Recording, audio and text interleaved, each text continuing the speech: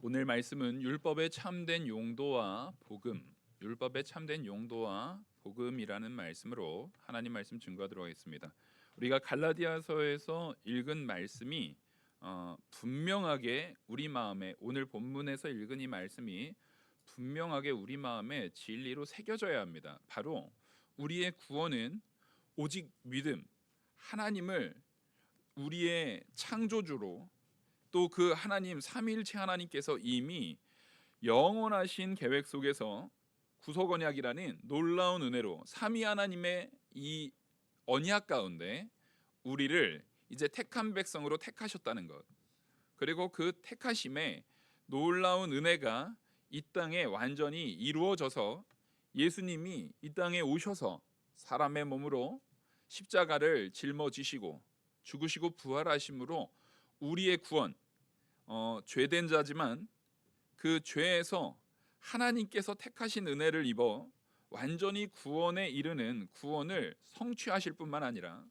성령께서 지금 오늘 우리 성가대 찬양도 귀하게 역사하는 찬양으로 오늘 증거됐는데, 우리에게 역사하시는 그 성령 하나님께서 예수 그리스도가 내 죄를 위해서 십자가에 못 박혀 죽으셨다라는 그 놀라운 복음의 진리를 우리 안에 믿어지게 하시는 역사가 이루어지는 줄 믿으시기 바랍니다. 이게 핵심이에요. 근데 우리가 지금 2주 동안 이 법에 대한 부분, 율법에 대한 부분에 참된 이해를 가지려고 먼저 도덕법에 대해서 배웠고, 그 다음에 의식법에 대한 부분, 이것을 우리가 그냥 뭉뚱그레하게 율법이다라고 이렇게 하다 보니까 자꾸 율법에 대한 부분이 그래서 그 지켜야 되는 거예요, 말아야 되는 거예요 하면서 혼란이 된단 말이에요. 근데 분명히 우리가 구분이 되는 것이, 율법이 그러니까 폐해진 거예요? 아니에요. 이거 가지고 혼란할 것이 전혀 없는 것이, 하나님의 창조 섭리의 법, 도덕법이라고 말하는 창조 질서의 법이라는 것은 한 번도 폐하여진 적이 없습니다. 그리고 우리가 지난주에 나눴던 의식법이라는 것은 의식법의 행위적 요소들은 폐하여졌습니다. 우리 더 이상 양 잡지 않아요. 양은 양고기 먹을 때만 잡으시면 돼요.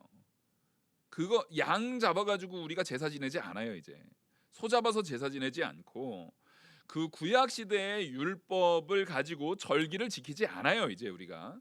하지만 그 의식법이 담고 있는 가치와 그 정신에 대한 부분은 우리가 분명히 계승해야 됩니까? 안 해야 됩니까? 계승해야 됩니다. 그걸 계승하지 않는다라는 것은 얼마나 무지한 거냐면요, 의식법의 내용들 지난주에 것을 살짝 가져오면, 왜냐하면 오늘 우리가 복음을 해야 되거든요. 율법과 복음에 대한 기준, 율법과 복음에 대한 이 비교에 대한 부분인데, 실제로 여러분 그 조직신학 논문을 이렇게 찾아봐요. 제가 이제 역사신학 전공할 때 이제 조직신학 관련된 부분의 논문들을 많이 찾아봐야 되다 보니까, 찾아보면은요, 키워드에 진짜 제일 많은 논문들 중에 하나, 많은 논문들이 있지만 제일 많은 논문들 중에 하나가요, 율법과 복음을 비교해 놓은 거예요. 조직신학에서 율법과 복음을 비교해서 율법이냐 복음이냐, 복음의 가치가 어떠냐, 율법의 용도가 어떠냐, 이걸 제일 많이 해요. 왜냐하면 이게 그만큼 중요하기 때문에 그래요. 그리고 이 신학적인 이해가 명확해지지 않으면, 논문이 많았다는 얘기는 그거 가지고 뭐가 많았다는 얘기냐면 싸움이 많았다는 얘기예요. 여러분, 논문은 그 싸움 붙었던 거, 누구랑 싸웠대, 그래서 누가 이겼대, 그거 쓰는 게 논문이거든요. 별거 아니에요. 옛날에 어느 신학자가 싸웠대. 그래서 막 싸웠는데, 치고받고 싸웠는데, 싸워서 누가 이겼대? 그거 복음으로서가 이겼어. 뭐가 이겼어? 또 그게 학파마다 교파마다 그걸 가지고 막 또 의견이 분분해요. 그래서 여전히 지금까지도 싸움이 많다 보니까 논문이 많아요. 그러니까 보면 신학이 발전되는 것도요, 우리가 죄악 가운데 있기 때문에 하도 싸우니까 이것도 막 자료도 많아지고 발전도 많아지는 것 같아요. 이걸 발전이라고 봐야 될지, 일종의 오히려 이게 발전이 아닐 수도 있어요. 아담이 범죄하지 않았으면 우리가 그런 거 가지고 싸우고 논문 쓰고 뭐 공부 이럴 일이 있습니까? 없습니까? 없어요. 명확하거든요. 근데 우리가 성경을 믿음의 눈을 가지고 자꾸만 깊이 있게 보면 볼수록 사실은 싸울 일이 없고, 명확합니까? 안 합니까? 명확합니다. 성경만큼 명확한 게 없어요. 그래서 우리가 지금 잘 봐야 되는 것이 뭐냐면, 이 율법의 용도에 대한 부분을 가지고 율법의 용도를 얘기할 때 우리는 자, 오늘 사실 이 정의를 위해서 앞에 도덕법과 의식법을 구분해 준 겁니다. 잘 보시면 율법의 용도 중에 우리가 흔히 잘 알고 있는 거, 제일 잘 알고 있는 것 중에 하나가, 제가 가장 많이 말했던 것 중에 하나가 뭐냐면 율법의 용도는요, 죄를 깨닫게 하는 겁니다.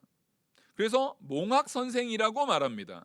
율법의 용도가 몽학 선생으로서 우리의 죄를 깨닫게 하고, 너 아담 때부터 이러이러해서 넌 죄인이야. 그래서 너의 이 죄의 문제를 해결하기 위해서 자, 누가 필요해요?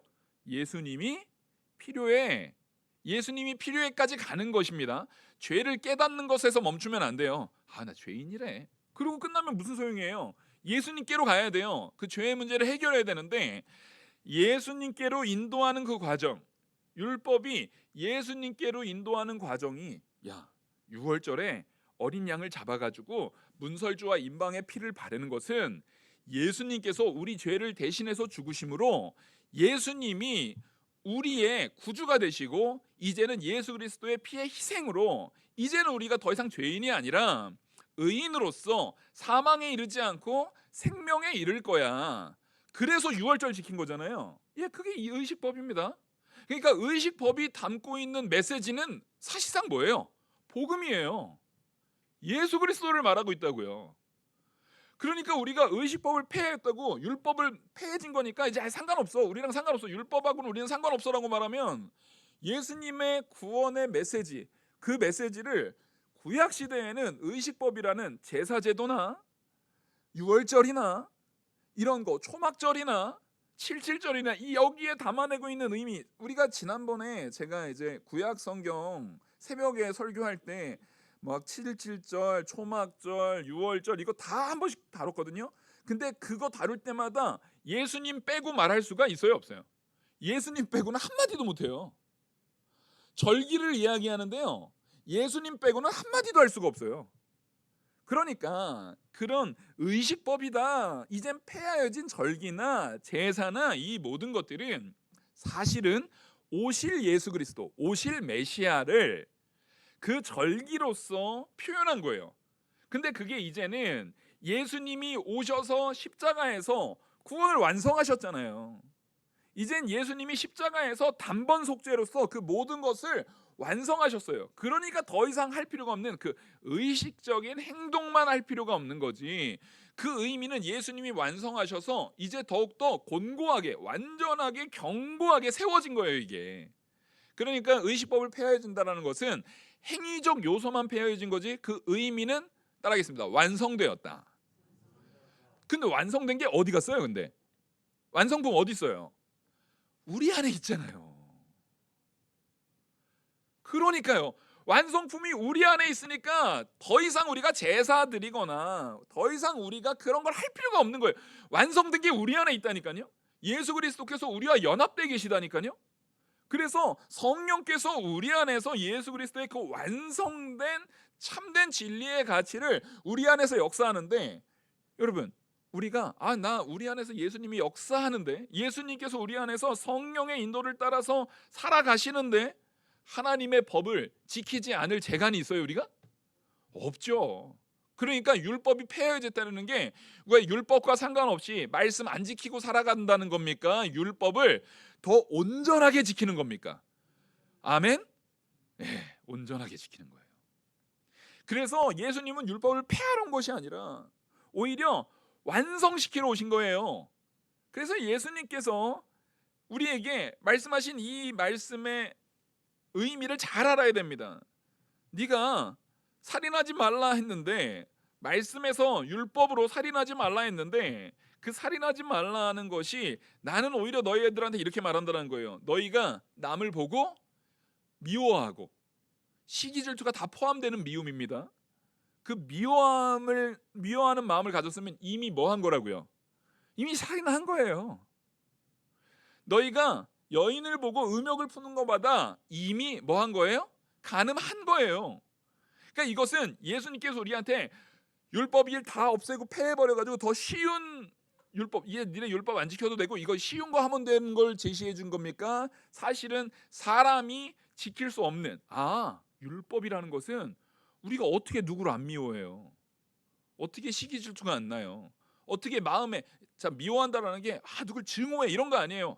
나 제 마음에 안 들어. 이거 살인하신 거예요 지금. 그거 안 하고 살 수 있는 사람이 있습니까? 없어요.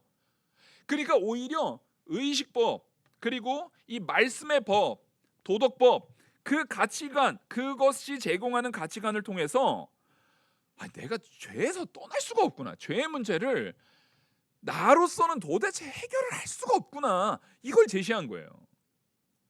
그걸 제시할 뿐만 아니라 우리가 율법의 용도를 여기에서 멈추면 안 돼요. 딱 요것만 죄를 안 거구나. 요것만이 아니라 제가 도덕법과 의식법을 얘기할 때 뭘 먼저 설교했어요?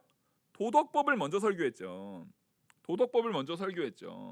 그래서 도덕법이 정확하게 뭐와 동일한 거라고 했습니까? 10계명. 10계명에 대한 부분을 말씀드렸어요. 그래서 율법의 용도는요. 10계명 하면 제가 우리 영화교회 와가지고 4년 동안 제일 많이 말한 거 뭐예요? 하나님 사랑, 이웃 사랑. 제가 진짜 앞으로도 제일 많이 말할 게 이거거든요. 왜냐하면 이게 율법과 선지자의 강령이기 때문에 그래요. 이걸 버리고 이걸 떠나서는 우리가 성도가 아니에요. 이걸 떠나서는 아무것도 이루어지지가 않아요. 하나님 사랑과 이웃 사랑 없이는요 아무것도 되어지지 않아요. 예수님이 하나님을 사랑하시고 그 온전한 사랑 가지고 우리를 사랑하셨기에 우리 구원받은 거예요. 예수님의 그 사랑 없이는 우리 구원 못 받았어요. 그리고 그 예수님이 우리와 연합되신 거예요. 이제는 원래는 우리가 하나님을 사랑할 수도 없는 존재였고 이웃을 사랑할 수도 없는 존재였는데 예수님과 연합됨으로 예수님이 주신 믿음 안에서 이제는 하나님을 사랑할 수 있는 존재가 됐고 이웃을 사랑할 수 있는 존재가 된 거예요. 그것이 가능하게 하려고 혹시라도 우리가 거기에서 길을 잃을까 봐 아예 그냥 하나님은 우리의 연약함을 아시니까 누구를 그냥 우리한테 딱 박아놓으세요? 성령 하나님을 딱 박아놓고 계속 이끌게 하시는 거예요. 계속 이끌게 하는 거예요. 양들에게 목자를 심어두고 목자를 통해서 인도하게 하듯이. 근데 그 목자가 선한 목자여야 되잖아요. 악한 목자여서 양을 자기가 그냥 막 잡아먹고 거짓말로 그 양 저 짐승한테 물려갔습니다라고 하는 거짓 목자, 그런 목자 말고요. 선한 목자 뭐예요? 우리 목사님 착해가지고 우리 목사님 선한 목자예요. 여러분 저는 목자가 아니에요. 목사는 목자가 아니에요. 선한 목자는 유일하게 딱 한 분이십니다. 우리 주 예수 그리스도십니다. 저도 그냥 양이에요. 그냥 목소리 커가지고 하나님이 앞에 세운 양에 불과해요. 목자 쫓아가면서 에 하면은 얘네들이 다른 양들도 앞에 양 뒷다리 보고 쫓아가고 목자 음성 듣고 쫓아가는데 가끔가다 정신 안 차리고 목자 음성 안 듣는 양들이 있어요, 없어요? 그 길 잃어버린 양들이 그런 친구들이에요. 그러니까 그런 친구들한테 양이 에 하고 쫓아가면 쟤네 저기로 가네? 하면서 쫓아가는 거예요. 우리는 다 양이지. 우리 중에 목자가 누가 따로 있어요, 우리 다 양이지. 우린 다 양에 불과해요. 그러니까 우리를 진짜 인도하시는 우리 주 예수 그리스도, 그 그리스도께서 성령으로 하여 우리와 연합되어 계시는데 그 인도 없이는요 우리 여기에 설 수 있는 자가 아무도 없어요. 그래서 우리는 자랑할 것이 없는 자들이에요. 도대체가 자랑할 게 없어요. 그러니까 율법을 통해서 다시 하나 율법의 용도, 죄를 깨닫게 하는 것뿐만 아니라 율법의 용도를 통해서 하나님을 사랑할 수 있게 되는 거예요. 그리고 이웃을 사랑할 수 있게 되는 거예요. 율법은 하나님을 사랑하는 것과 이웃을 사랑하는 것을 깨닫게 하는 거구나. 이 말씀을 깨닫게 하는 거구나. 그래서 이 율법의 용도를 우리가 바로 깨닫지 않으면, 이것을 오히려 반대로 써먹죠. 율법을 내가 잘 지켰어요. 난 주일 성수도 뭐 하고 뭣도 하고 그 정신을 잘 계승해가지고 잘 지켰는데 율법의 용도를 죄를 깨닫게 하는 걸로만 딱 알고 아까 사랑을 딱 빼버리면 교회에서 제일 많이 나타나는 문제점 뭐가 일어나죠? 정죄가 막 난무하게 돼요. 저 사람은 뭐 교회를 몇 년 다녔는데 아직도 신앙생활을 저렇게 해. 뭐 기도도 똑바로 안 하고 새벽 예배도 똑바로 안 하고 뭐 어쩌고 저쩌고 저쩌고 어쩌고. 얼마나 많은 비판과 판단과 정죄가 난무합니까? 희한하죠. 교회에 상한 심령으로 왔다 그러고 우리가 믿음 안에서 왔다고 하는데 희한하게 정죄가 많은 것이 교회예요. 여러분 근데 그거 이해하셔야 돼요. 왜냐하면 내가 왔잖아요. 여러분 다 이 교회에 지금 누가 온 거예요? 내가 왔잖아요. 근데 내가 누구예요? 내가 죄인이잖아요. 우리 지금 한 여기 80명 정도 모여 있거든요. 죄인 80명이 지금 이 자리에 앉아 있는 거예요. 그러니까 그런 일들이 난무해요. 그럼 여기에서 그런 것이 깨어지고 그런 것이 완전히 없어질 수 있는 유일한 방법은 내가 왔는데 나의 나던 것은 주님의 은혜인 줄 알고 나를 죽이고 나를 쳐서 복종시키고 내 안에 누구로요? 성령의 인도로 살아가면. 그러니까 여러분 저랑 제일 가까이 맨날 살 부비면서 사는 저희 집사람이 있잖아요. 근데 아무리 제가 온전한 마음으로 내 삶을 이재호라는 삶으로 열심히 살아가면은요, 그 홍지연 사모라는 그 사람 둘이, 이재호와 홍지연이 서로 맞아질 수가 있습니까? 이름부터 틀리잖아요. 지금 나는 이재호로 살고 내 아내는 홍지연으로 살면 안 맞아요. 이거 절대 안 맞아요. 하물며 여러분들이 지금 각자 다 우리 자기 개별자로 왔잖아요. 근데 우리가 서로 맞아진다고요? 있을 수도 없는 일이에요. 근데 이걸 가능하게 하신 이가 하나님이십니다.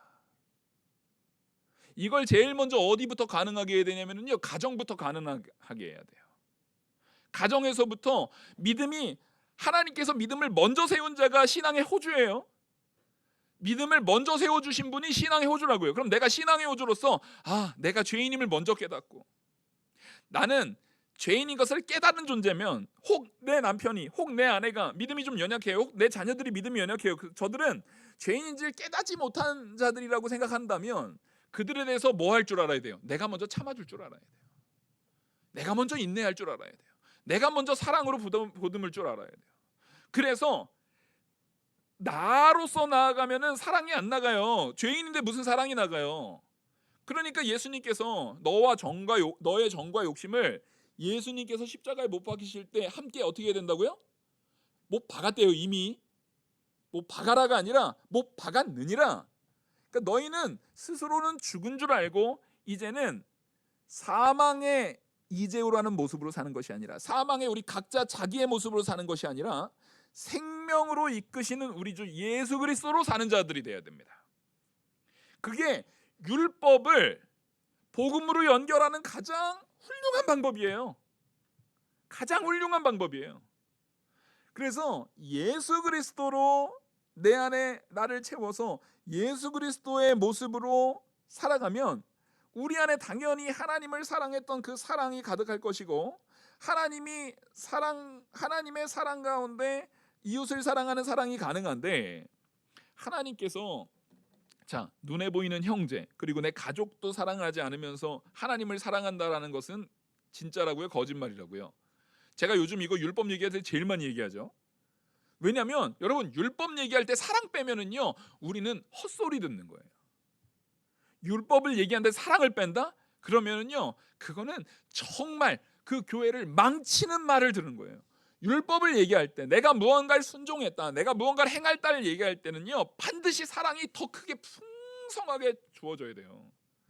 사랑이 풍성한 가운데 율법을 얘기하지 않으면은요, 우리는 서로 아주 첨예한 날카로운 난도질을 하는 사람들로, 여기 전부 다 그냥 한 가닥 고수의 검사들이 모이는 거라니까요. 서로를 그냥 날카롭게 베고 찌르고 난리도 아닌 거예요.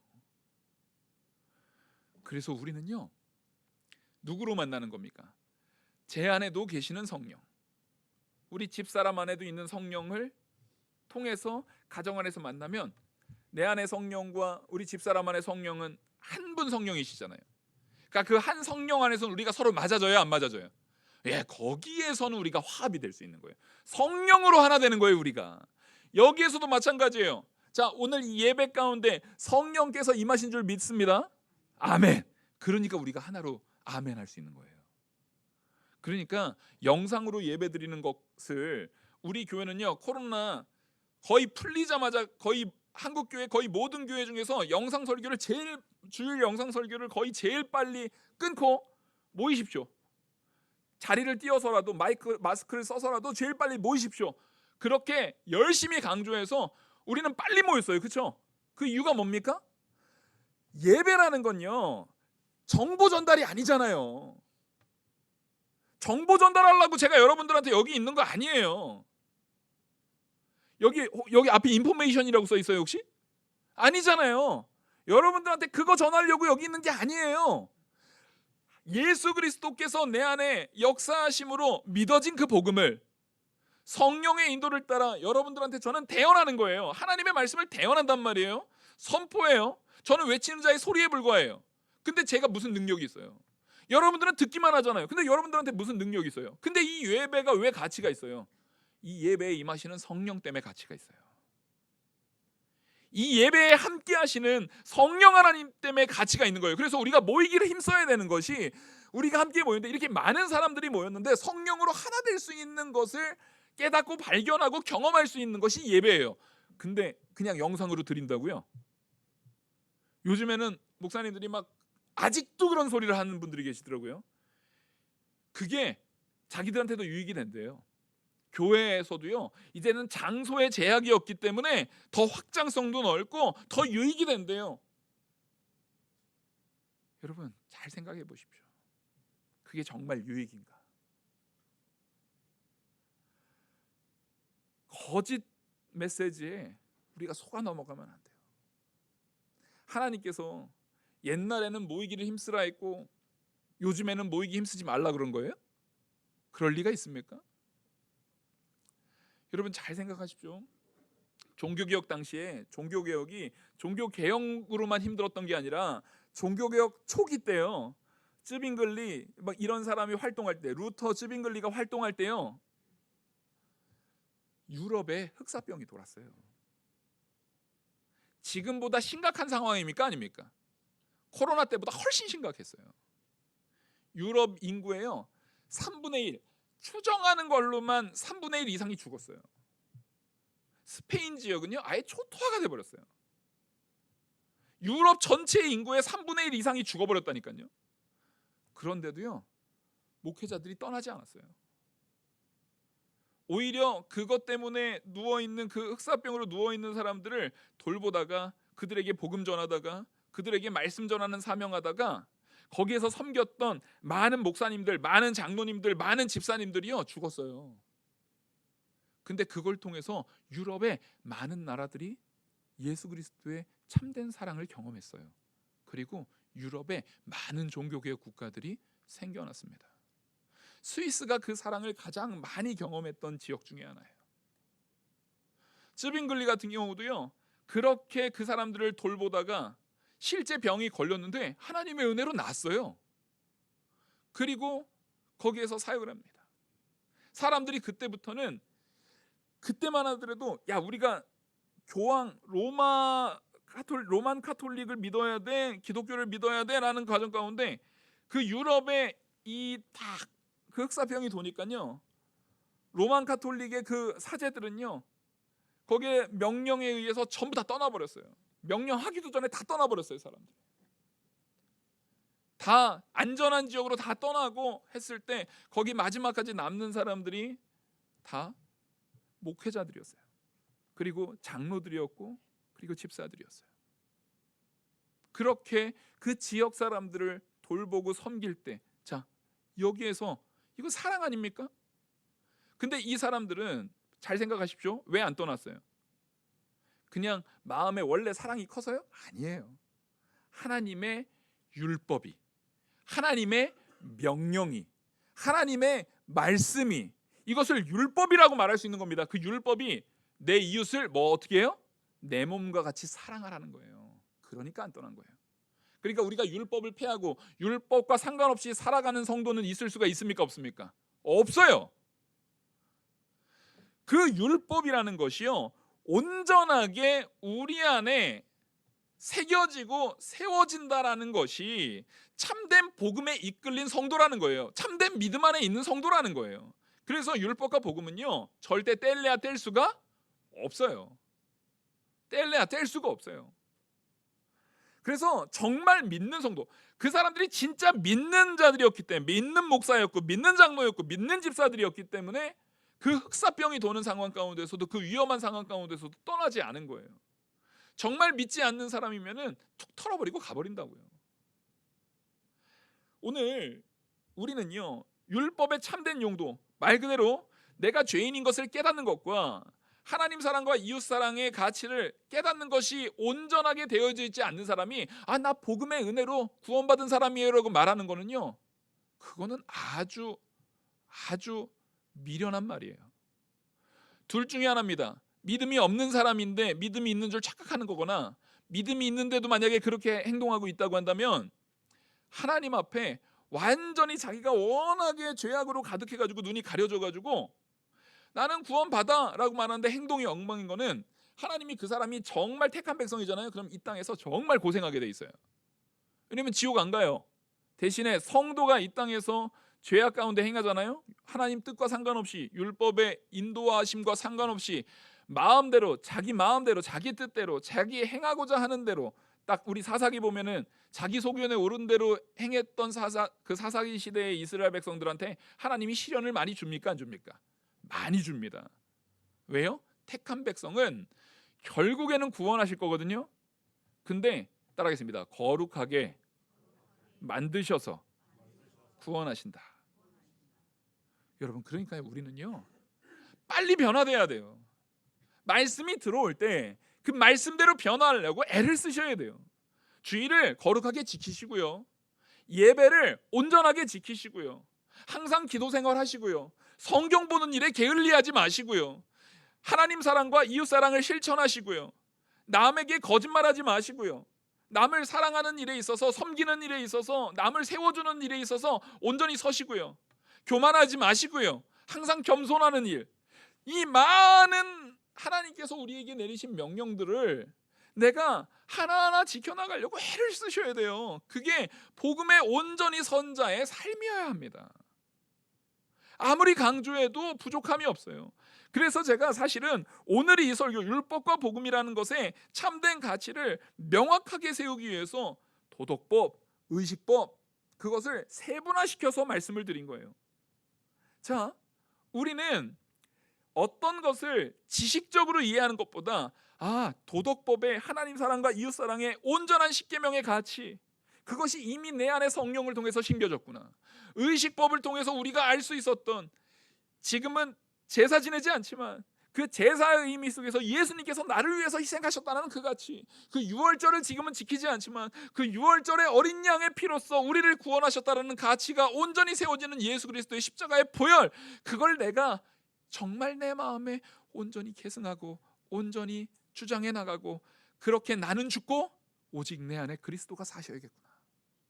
그러면 여러분, 이 마음으로 온전하게 가득 채워진 사람은 가정으로 돌아가셔서 사랑으로 대해야겠습니까, 안 되겠습니까?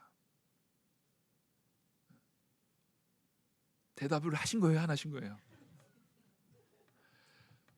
막상 가서 하려니까 막 그 인간이 나를 사랑 제대로 안 하는 것 같은데 막 이렇게 보이고 막. 여러분, 먼저 변화된 자가 먼저 행하는 겁니다. 그래서 오늘 본문은요, 제가 유난히 오늘 이제 요약해 놓은 거 있잖아요. 요약해 놓은 거에 유난히 성경 레퍼런스를 많이 달아놨어요. 왜냐하면 성경에서 이거를 정말 강조해서 말하고 있거든요. 우리 1번 같이 한번 읽겠습니다. 1번 시작. 성도가 율법을 통해 구원받는 것은 아니지만 율법은 하나님의 뜻과 성도들의 의무를 알려주어 행하도록 지도하고 성도의 본성에 죄악된 더러움들을 드러내 주어서 스스로 살피고 겸손하게 하고 죄를 미워하게 한다. 아멘.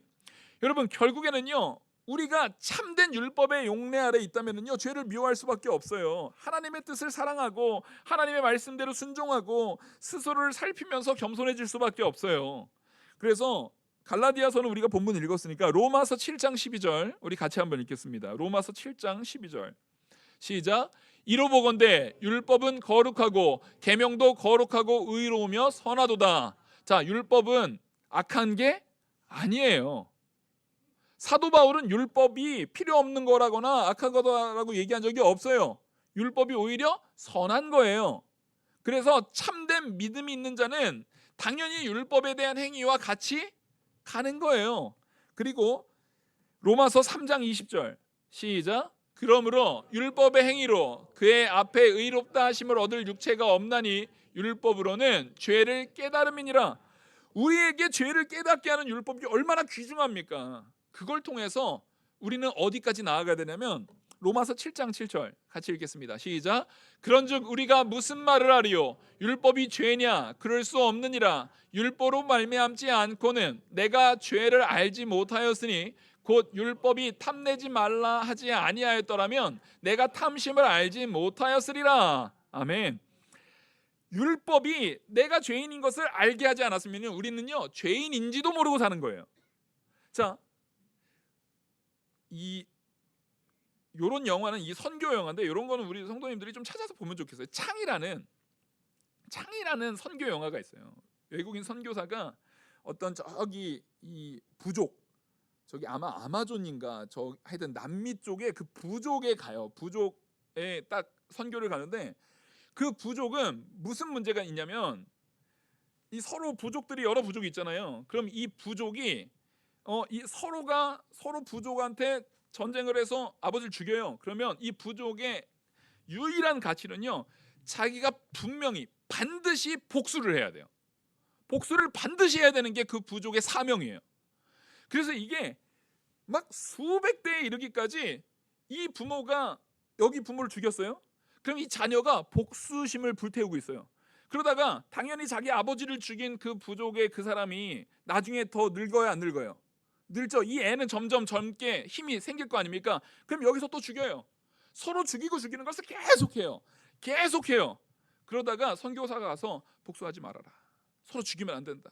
그 말씀을 전하고 그 말씀을 이 사람들에게 메시지를 전하다가요, 그 사람에게 자기가 죽어요.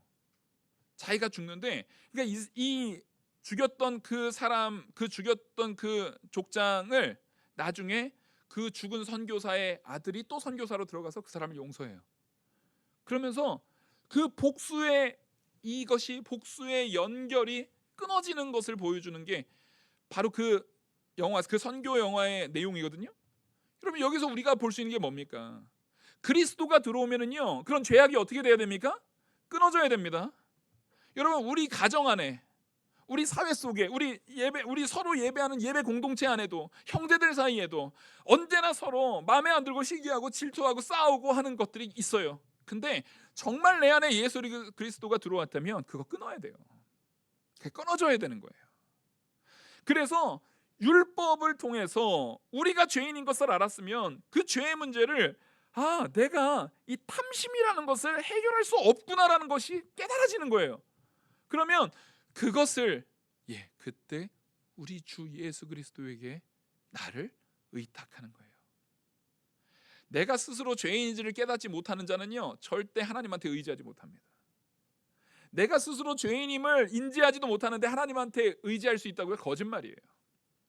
그래서 하나님만 의지한다는 삶이라는 것은요, 말씀의 율법의 용도가요, 내 안에 참으로 작동해야만 하나님을 의지할 수 있어요.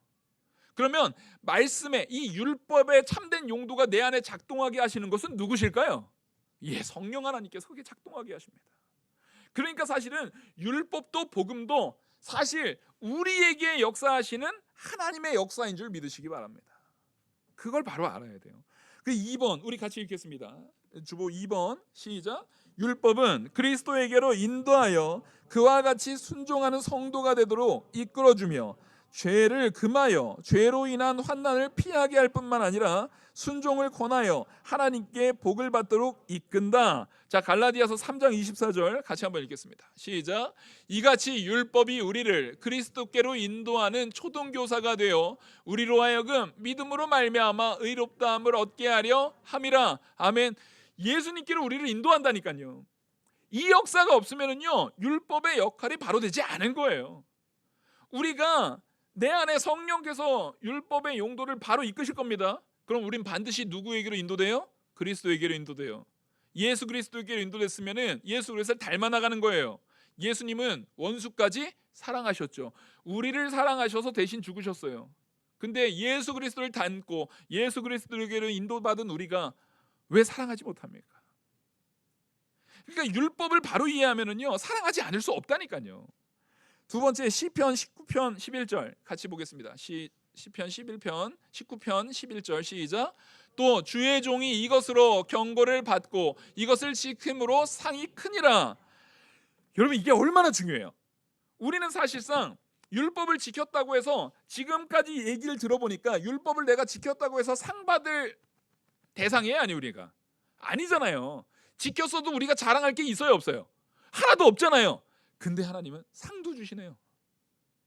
우리의 연약함을 아시고 온전히 지킬 때에 그 율법대로 하나님 뜻대로 온전히 살아갈 때에 하나님은 상을 주시는 분이에요. 여러분 상 받는 생활 하십시오. 욥을 보십시오. 욥이 온전히 하나님 말씀대로 순종하고 살아가니까 하나님께서 아예 동방에 제일 되는 부자로 만들어요. 당시에는 부족 국가 시대인데도 불구하고 동방의 다른 여러 나라들 국가들과 비교했어도 누가 부자였던 거예요? 개인이었던 욥이 부자였던 거예요. 놀랍지 않습니까? 저는 우리 성도들에게도요 하나님을 얼마나 순종하면 그럴 수 있는가, 나도 욥처럼 부자 됐으면 좋겠다, 이게 아니라 정말 내가 하나님을 얼마나 의지하면, 얼마나 온전히 의지하면 욥이 그런 복을 받았겠는가를 온전히 깨닫고 나도 정말 하나님만 의지해 보겠다라는 각오를 불태웠으면 좋겠어요. 그리고 3번 같이 보겠습니다. 3번 시작. 따라서 율법의 용도는 복음의 은혜에 반대되는 것이 아니라 오히려 복음에 순응한다. 왜냐하면 성령께서 인간의 의지를 억제하고 하나님의 뜻이 이루어질 수 있도록 성도로 하여금 자유롭고 기쁘게 행할 수 있게 하시기 때문이다. 여기서 되게 중요한 게요, 하나님께서 우리를 억제하는 것 같은데 억제한다는 것이 죄만 억제하는 거지 우리의 자아를 억제하는 게 아니에요. 이걸 잘못 이해하면은 하나님이 우리를 완전 기계 다루듯이 프로그래밍 다 해가지고 강제로 기계 움직이듯이 하는 게 아니에요. 전혀. 그게 전혀 아니고 우리를 자유롭고 기쁘게 자원하는 마음으로 하나님을 온전히 섬길 수 있도록 우리의 죄의 문제를 억제시켜 주시는 거예요. 이게 되게 중요합니다. 여러분 우리가 하나님 앞에 섬기는 섬김은요 기계적이면 하나님이 기뻐하십니까? 안 기뻐하십니까? 안 기뻐하세요. 그래서 선악을 알게 하는 나무의 실과를 먹는 거예요. 먹을 수도 있고 안 먹을 수 있는 선택권을 우리에게 주신 거예요. 왜냐하면 하나님께서 우리에게 바라고자 하는, 하나님께서 우리에게 받고자 하는 사랑은요 진짜 사랑이에요. 자원하는 마음으로 나오는 사랑이에요. 마찬가지로 여러분 내가 형제를 사랑하는 것도 저 원수인데 진짜 내가 설교 들었고 하나님한테 벌 받을까 봐 내가 사랑해야지. 물론 시작은 그렇게 할 수 있어요. 여러분 제가 말씀드렸잖아요. 연기라도 하시라고. 근데 그건 언제나 시작이에요. 시작. 아직 내가 부족해도 사랑의 표현을 먼저 하시고, 내가 아직 부족해도 사랑의 제스처를 먼저 하시고, 그렇게 하시되 하나님 앞에 도움을 구해야죠. 하나님 이게 진심이 되기에 나를 도와주시옵소서. 나의 이 진심 어린 사랑을 막고 있는 이 죄악들을 하나님 억제시켜 주시고, 이 죄악들을 하나님께서 없애주셔서 내가 하나님을 사랑하는 것도 역시 진심이 되게 하시고 이웃을 사랑하는 것도 역시 진심이 되게 해달라고 간절히 구해야 되는 거예요. 하나님 앞에 도움을 구해야 되는 거예요. 그게 율법과 복음의 온전한 가치에 붙들린 성도라는 것입니다. 그래서 우리 갈라디아서 3장 21절 같이 보겠습니다. 시작. 그러면 율법이 하나님의 약속들과 반대되는 것이냐? 결코 그럴 수 없느니라. 만일 능히 살게 하는 율법을 주셨더라면 의가 반드시 율법으로 말미암아 쓰리라. 율법이 하나님의 약속들과 반대되지 않아요. 하나님의 약속, 하나님의 예수 그리스도를 우리에게 보내주셔서 우리를 구원하시겠다는 하나님의 복음의 약속은 율법과 반대되는 것이 아니라 오히려 율법이 그것을 순응합니다. 그것을 순종해냅니다. 그래서 율법은 오히려 우리들로 하여금 예수 그리스도에게 인도합니다. 그러면 그 인도를 받은 우리는요 사랑해야 돼요. 예수님이 하셨던 것을 닮아야 돼요. 마지막으로 우리 에스겔 36장 26절 27절 같이 한번 보시겠습니다. 시작. 또 새 영을 너희 속에 두고 새 마음을 너희에게 주되 너희 육신에서 굳은 마음을 제거하고 부드러운 마음을 줄 것이며 또 내 영을 너희 속에 두어 너희로 내 율례를 행하게 하리니 너희가 새 규례를 지켜 행할지라. 아멘. 자, 이게 지금 누가 하신 말씀이에요? 하나님이 하신 말씀이에요. 우리에게 새 영을 주신 줄 믿으시기 바랍니다. 하나님께서 창세전에 택한 그 순간부터 우리는 완전 새 사람입니다. 새 영으로, 새 생명으로 주어진 사람입니다. 그래서 우리가 온전히 행하는 길로 이끌 수 있도록 성령께서 우리를 주장하시는 줄 믿고, 이제는 내가 나를 주장하는 삶이 아니라 우리 주님이, 우리 성령 하나님께서 나를 주장하는 삶을 통해서 내 안에 율법의 용도가 온전히 잘 이루어지고, 그것을 통해서 내 안에 예수 그리스도의 십자가의 보혈의 복음으로 충만해서 죄는 거할 곳이 없이 다 거기에서 쫓겨나가고, 그 마음 가지고 내가 가정을 가면 가정이 사랑으로 풍성해지고, 그 마음 가지고 내가 직장을 가면 직장이 사랑으로 풍성해지고, 그 마음 가지고 내가 교회에 오면 교회가 사랑으로 풍성해지는 놀라운 은혜가 있는 우리 개개인의 성도, 그리고 우리의 모임이 될 줄 믿습니다. 기도하시겠습니다. 은혜와 사랑이 무한하신 하나님 아버지, 이 말씀이 하나님의 은혜로 선포된 줄 믿습니다. 그 선포된 말씀을 우리 안에서 깨닫게 하시고 역사하게 하셔서 죄가 나를, 내 욕심이 나를, 나의 교만함이 나를 주장하는 것이 아니라 오히려 성령께서 주장하여서 나는 죽고 하나님의 인도가 나를 이끌어 내 안에 그리스도가 사는 귀한 성도로 살아가게 하여 주시옵소서. 이 모든 말씀 살아계시는 우리 주 예수 그리스도의 이름으로 기도 올리옵나이다. 아멘. 찬송가